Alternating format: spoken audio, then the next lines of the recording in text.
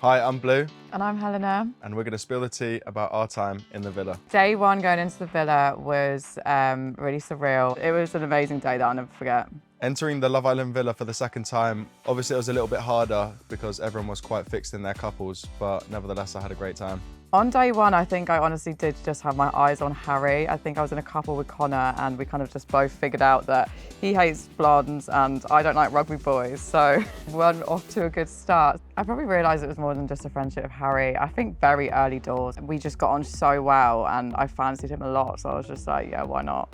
Do you know what? I actually do think there could have been something between me and Harrison. I think I kind of didn't allow myself for it to even get to that place because I always had Harry in the back of my mind. It felt weird not having the boys there. And don't get me wrong, the Casa boys that had come in for us, like they were all so lovely, but no one's making me laugh. So yeah, I did lose my head a little bit.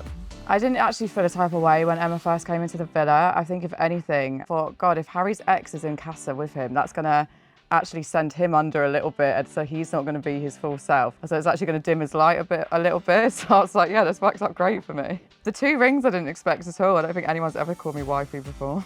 I honestly did not expect to get kissed by Harry at all. I genuinely was as shocked as I think as everyone else was. I didn't think movie night was that bad. To do with me and Harry, I think it was stuff that I already knew. I was more shocked at Shakira. You know, the divide was already there. It just made the divide a lot bigger after that. I think Meg took a lot of the brunt for things that Shakira said because I never really backed myself in arguments, whereas Meg feels really strongly in those situations, so she always had my back. I think potentially the talent show, which is one that I was dreading the most. I actually thought I was talentless. I think yes and no, I was surprised. I think I knew it was going to happen at some point. I actually thought it was going to happen outside of the villa. I didn't think it was going to happen whilst we were still in there. I think the main thing was actually me when I was speaking to Harrison and Harry at the same time. So I think Tony and Shakira was like, right, Helena's going for both of our men right now. So I think a lot of it was stemmed from that. If I was to go back and do something differently, I would have probably opened up with my emotions a little bit earlier. I don't regret anything that I did in there. I think the only thing I would have changed is having a bit more of a backbone from an earlier point. Platonic. Chaotic. I think I'd probably just use the devil emoji. I think everyone thought I was kind of trying to steal their man, which I probably was. The emoji I'd describe as probably lightning bolt.